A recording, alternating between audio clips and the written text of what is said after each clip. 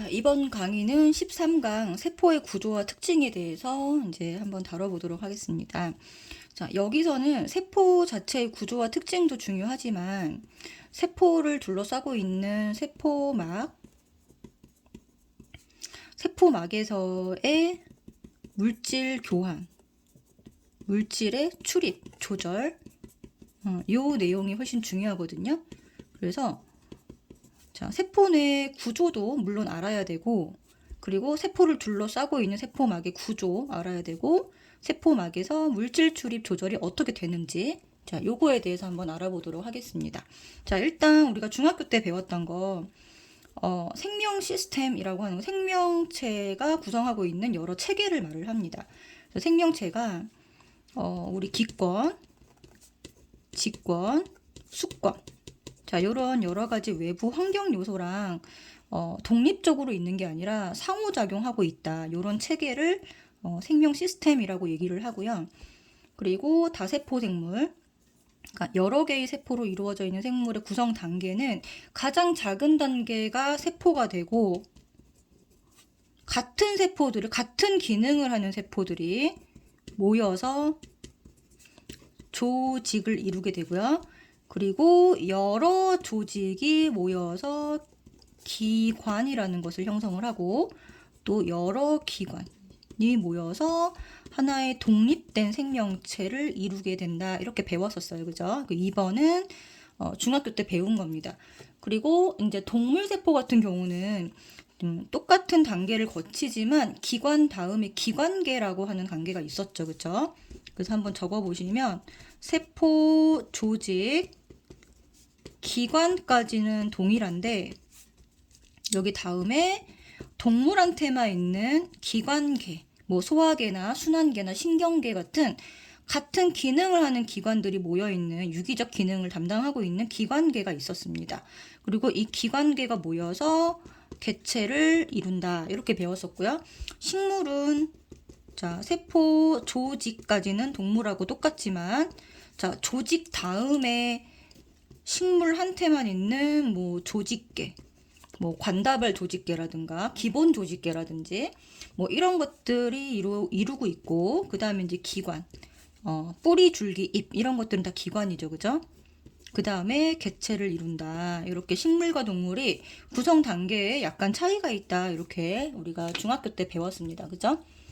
자, 그리고 세포 구조, 세포의 구조는 세포라고 하는 거는 생명체의 가장 작은 단위이긴 하지만 이 세포가 그냥 하나의 커다란 입자로 이루어져 있는 것이 아니라 이 세포 안에 또 다른 이런 여러 가지 세포 소기관들이 있다는 거거든요. 세포 소기관들이 있는데 이것들이 하는 역할이 다 다르다는 거예요.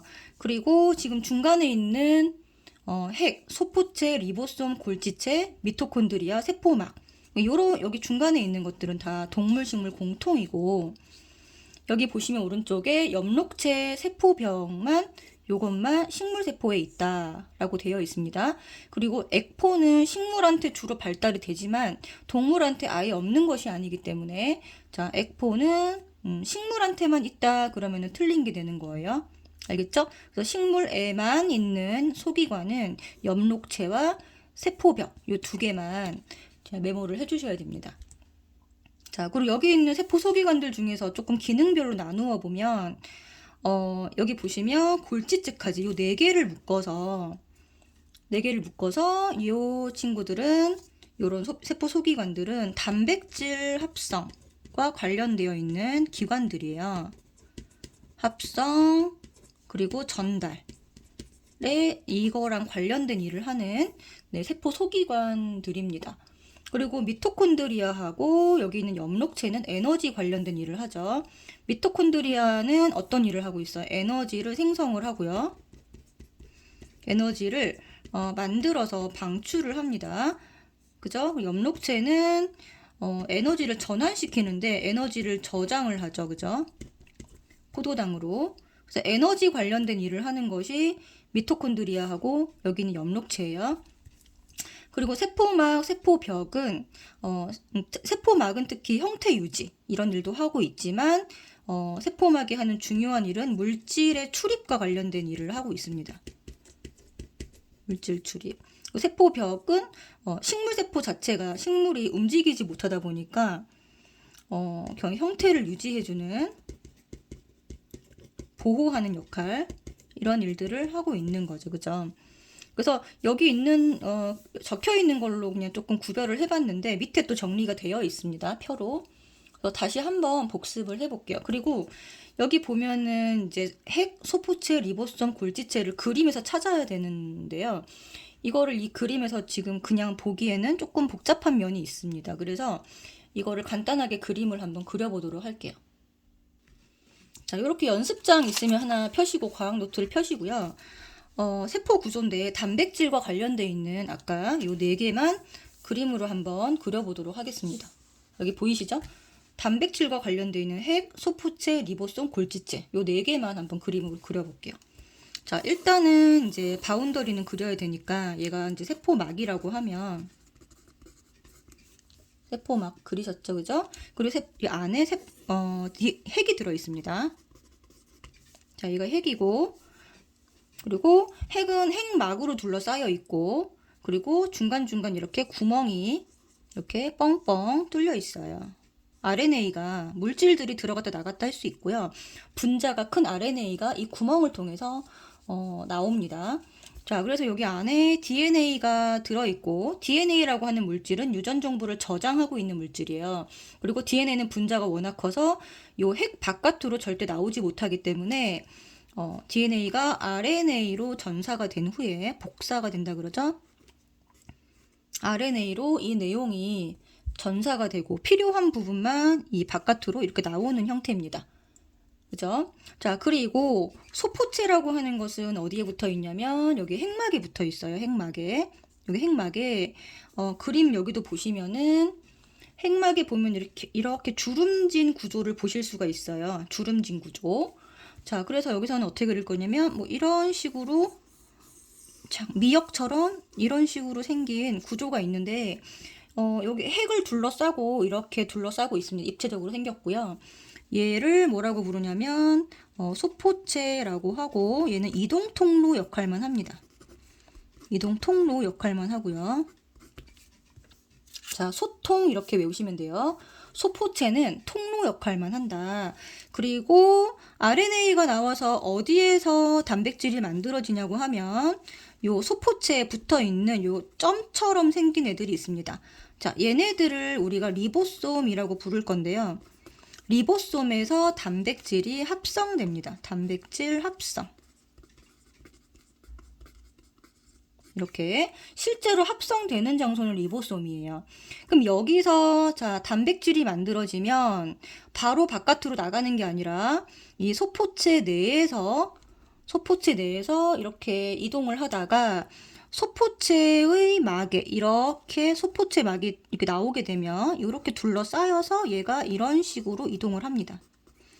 소포체가 말 그대로 단백질을 이동시킬 때 이 막으로 둘러싸는 역할을 한다. 네, 보자기처럼 둘러싸는 거죠. 그죠? 이렇게 해서 나오게 되고요. 얘가 어디로 가냐면 바로 골지체로 갑니다. 이렇게 생긴 구조물이 보이실 거예요. 이렇게 했는데 얘가 골지체고, 자, 골지체로 얘가 이렇게 들어갑니다. 막이 합쳐지면서 들어가게 돼요. 자, 그렇게 해서 여기서 무슨 일이 벌어지냐면 단백질이 자, 아직까지는 폴리펩타이드 형태로 있다가 이 골지체 내에서 단백질이 기능을 할 수 있도록 변형이 됩니다. 구조적으로 변형이 돼요. 자, 그런 다음에 역시나 골지체도 막으로 되어 있기 때문에 이렇게 막이 부풀러지면서 자, 변형된 단백질이 나오게 되고요. 그 다음에 이렇게 세포막이랑 연결이 돼서 얘가 바깥으로 이렇게 분비가 됩니다. 그래서 골지체가 하는 역할은 단백질을 변형시키기도 하고 첫 번째, 두 번째는 세포 바깥으로, 아예 세포막 바깥으로 내보내는 역할도 얘가 하고 있어요. 두 가지 역할을 하고 있다. 누가? 골지체가. 자, 그럼 골지체에서 변형되고 내보내지는 일을 하고 있는데 바깥으로 나가기만 하냐면 그런 게 아니라 얘가 만약 예를 들어서 핵 안에서 필요하다 그럼 얘를 이렇게 안으로 넣어주는 일도 골지체가 합니다. 그러니까 무슨 말이냐면 골지체는 최종적으로 얘를 변형시키고 어디서 사용될지를 결정을 해서 내보내거나 들여보내거나 아니면 여기 내로 보내거나 이렇게 세 가지로 분배를 한다라고 생각을 하시면 될 것 같아요. 어디에 쓰일지 분배를 한다. 그죠? 그래서 이렇게 핵, 그 다음에 리보솜, 소포체, 골지체 이런 순서로 단백질이 이동을 하는데 이제 일단 DNA 자 핵에 있는 핵에서 자 DNA 형태로 있고 DNA에서 RNA 형태로 바뀌고요. 이건 핵에서 벌어지는 일입니다. 그 다음에 리보솜에서는 리보솜은 이렇게 점처럼 생긴 거라 그랬죠? 그죠? 얘는 막구조가 아니에요. 그냥 이렇게 덩어리로 생겼어요. 자, 그래서 리보솜에서는 RNA가 뭘로 바뀐다? 단백질로 바뀝니다. 근데 이때 단백질의 형태가 아직 기능을 하지 못하는 단백질이에요. 리보솜에서는. 자, 그 다음 소포체를 통해서 소포체는 자, 통로 역할만 하고 여기 지나가는 거죠. 자, 그래서 골지체로 가는데 이 골지체에서 네, 여기서 변형을 시키고요. 그 다음에 분배도 한다. 내보내거나 들여보내거나 한다라는 거죠. 그래서 요 네 가지 과정, 첫 번째, 두 번째, 세 번째, 네 번째 요 과정을 순서대로 이렇게 네, 메모해 주시고 아주 중요하니까 단백질 과정이고요.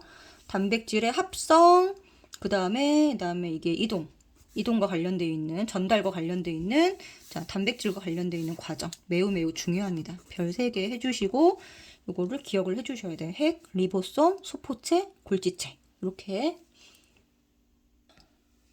자 그래서 표를 한번 좀 정리를 해볼게요. 첫 번째는 핵이고요.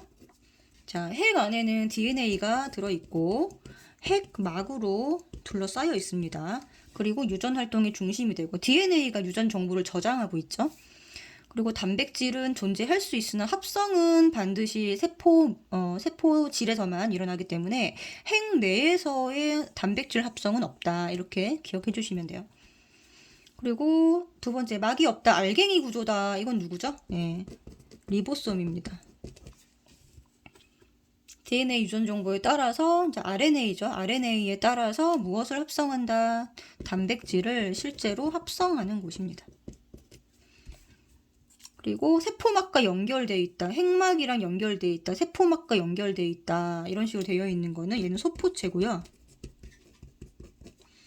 얘는 가장 중요한 기능이 이동 통로 역할을 하고 막으로 감싸서 네, 골지체로 보내는 역할을 하는 게 중요합니다. 이 단백질 가공이라고 되어 있는데 네, 일부는 가공을 하기도 해요. 근데 여기서 완성되는 건 아니에요.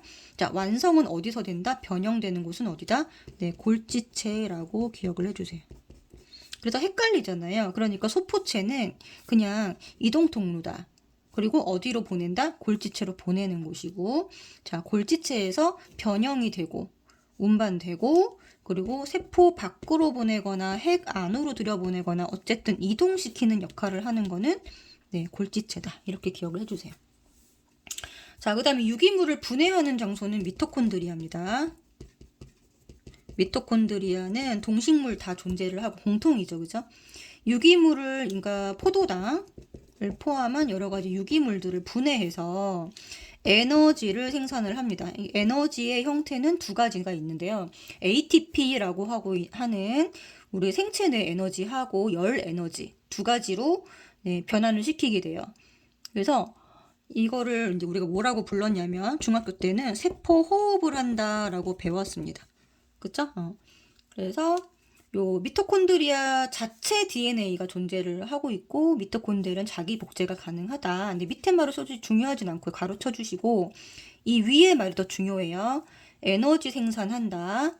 그리고 세포 호흡이라고 한다. 이거를 그죠? 그 다음 밑에 식물에만 존재하는 에너지 전환 기관은 엽록체입니다. 엽록체. 식물에만 존재를 하는데 네, 광합성 과정을 통해서 이거 중학교 때 다 배운 거죠. 그죠? 포도당, 유기물을 합성을 합니다. 그래서 에너지를 이게 빛 에너지를 무슨 에너지로? 네, 화학 에너지로 전환하는 그런 기관이라고 세포 소기관이라고 생각하시면 될 것 같아요. 무슨 에너지를? 빛 에너지를 화학 에너지로 바꾼다. 자, 그 다음에 이제 이런 것들을 저장하고 있는 것은 주로 식물에 있고, 이건 액포입니다. 자, 여기도 지금 나와 있죠. 주로 식물에 있다 그래서 식물에만 있다고는 하지 않았습니다. 그죠? 그래서 액포는 주로 식물에 있고, 물, 양분, 또 식물 입장에서는 필요 없다고 생각되는 여러 가지 뭐 당분이나 노폐물이나 아니면은 뭐 색소 이런 것들을 액포에 저장을 하게 돼요. 그죠? 자, 그 다음에 얘는 뭐냐면 유지시켜주고 이걸 조절해주는 거는 세포막입니다. 모양을 유지시켜주는 거죠. 형태.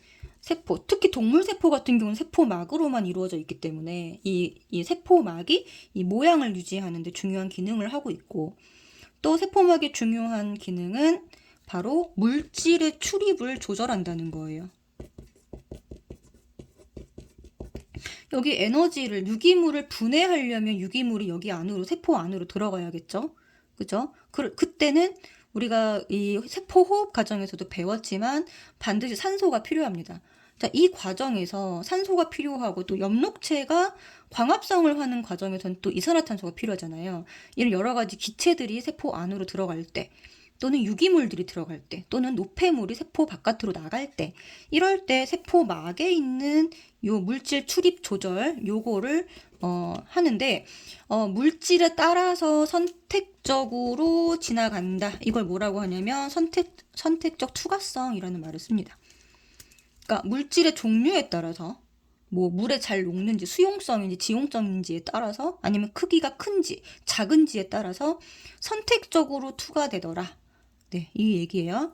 자, 그리고 이제 식물만 가지고 있는 거는 세포벽이라고 하고요. 세포막 바깥에 단단한 막이고 주성분은 이제 다당류인 셀룰로스입니다. 식물한테만 있는 다당류고요. 그 다음 세포를 보호하거나 형태 유지를 하고 있고, 여기 있는 물질 출입을 하지 않는다. 그쵸? 세포벽은 물질 출입을 하지 않는다. 보호하는 역할만 합니다. 자, 둘의 차이점. 세포막은 모양을 유지하고 그리고 물질 출입도 하고 둘 다 하는데, 세포벽은 모양을 유지하는 일만 한다라는 거죠. 그죠? 그래서 이것도 꼭 기억을 해주시고, 여기서 주인공은 누구냐면 바로 세포막입니다. 세포막. 자, 뒤로 넘어가면 이제 세포막에 대해서 이제 설명을 할 거예요. 자, 2번 세포막을 통한 물질의 이동 이렇게 되어 있죠. 그죠? 세포막을 통해서 세포 안으로 물질이 들어가고 밖으로 나오고 하는 것들이 어떻게 조절되는지, 그러려면 일단 세포막의 구조를 알아야 되는데, 세포막 구조는 일단 단순해요. 여기 보면은 막이 이렇게 생긴, 자, 사람 머리랑 다리처럼 생긴 이런 구조가 있습니다. 자, 얘를 우리가 인지질이라고 하는데, 얘가 이렇게 다리를 맞대고 있는 구조로 생겼어요. 이렇게. 그래서 얘가 어떤 결합에 의해서 고정되어 있는 것이 아니라 굉장히 유동적입니다. 자, 유동적이라는 것은 위치가 잘 바뀐다는 얘기고요. 그리고 이렇게 생긴 인지질 이중층 사이사이에 이런 단백질들이 박혀 있는 구조입니다. 그리고 이 단백질들은 자기가 이렇게 통과시킬 수 있는 물질이 정해져 있어요. 단백질마다 어떤 거는 이산화탄소를 통과시키고 어떤 거는 뭐 산소를 통과시키고, 또 어떤 단백질은 지금 말을 잘못했구나. 자, 산소랑 CO2는 여기로 가는 게 아니라 이 인지질 쪽으로 무조건 가는 거고, 여기 막단백질 쪽으로 가는 거는 수용성이기 때문에 뭐 Na+라든가 K+라든가 이런 이온들이 지나가는 통로예요. 자, 그래서 이 Na+라든지 K+ 같은 어떤 애를 통과시킬지는 이 막 단백질이 이미 결정이 되어 있다는 거예요. 종류가 다르다는 거예요. 자, 어쨌든 간에 요 인지질이 이렇게 있고 그 사이사이에 이런 단백질들이 박혀 있는 구조로 되어 있습니다. 그래서 구성 물질은 자, 인지질 이중층. 이렇게 적어주고 이쪽에는 막단백질, 막에 있는 단백질 이렇게 두 개로 구성 물질이 이루어져 있습니다. 구조는 요거를 여기다 그리시면 될 것 같아요. 요렇게 생겼다. 그죠? 자, 그래서 요 큰 그림에서는 요 첫 번째 네모칸이 바로 요 인지질 이중층을 표시해 놓은 거예요.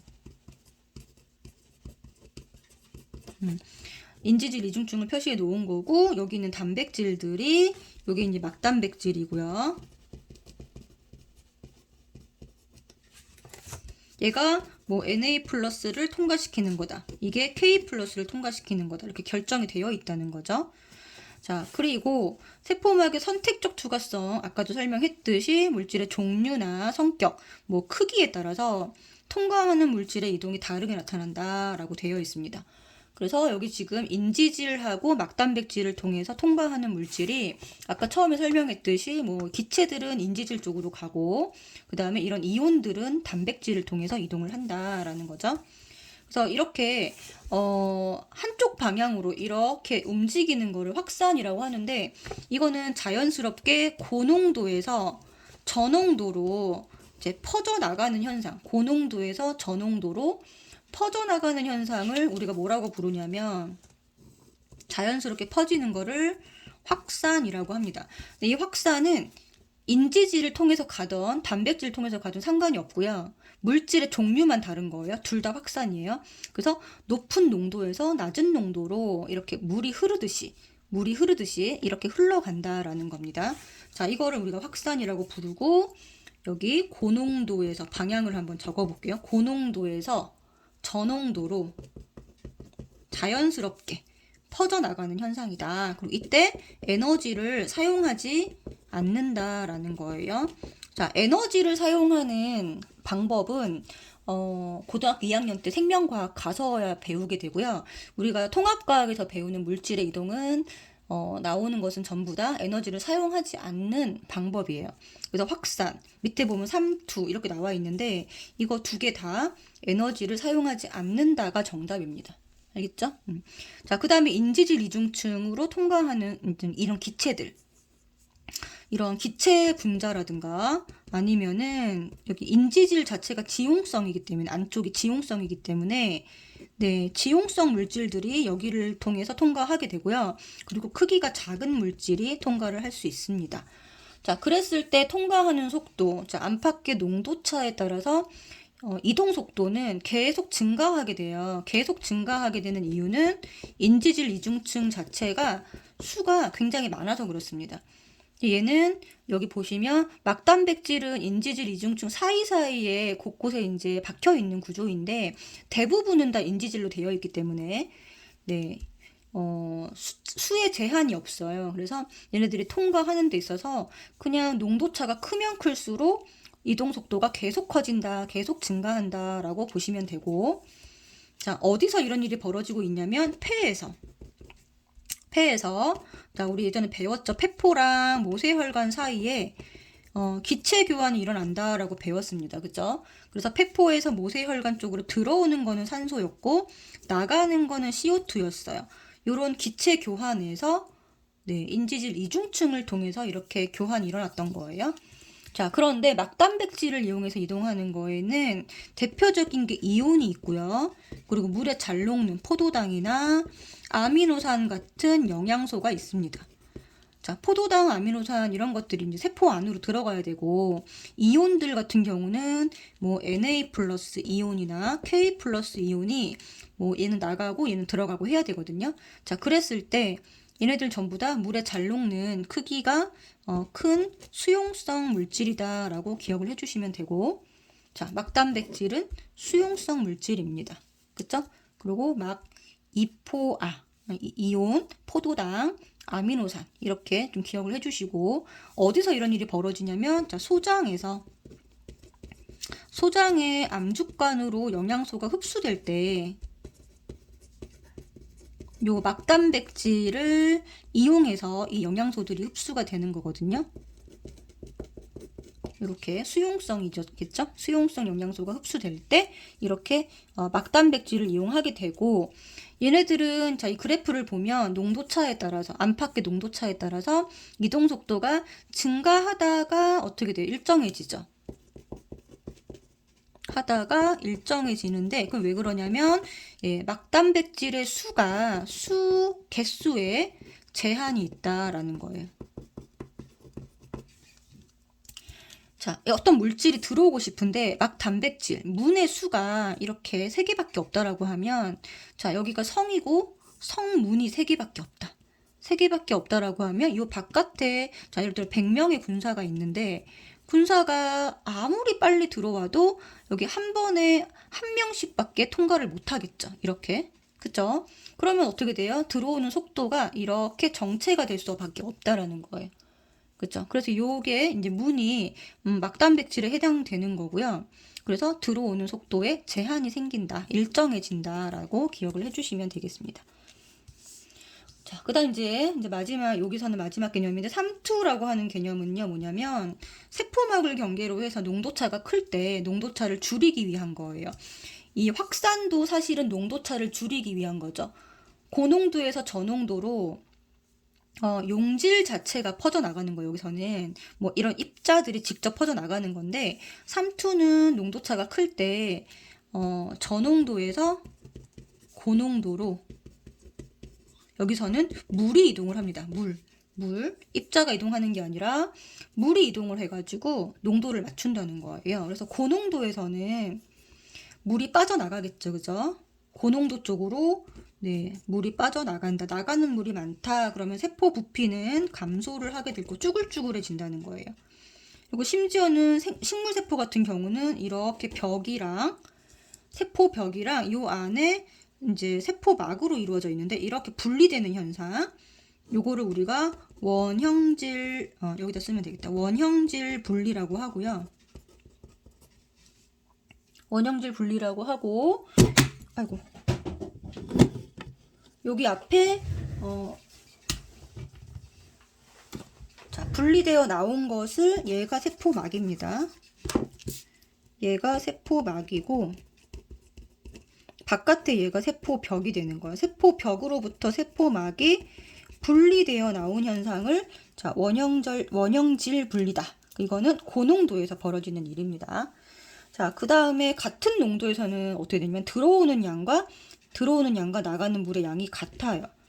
그러니까 여기서 이제 물의 이동이 없는 게 아니라 들어오는 거랑 나가는 물이 같은 동적 평형 상태를 이루고 있고 모양이 변화가 없습니다. 이때는.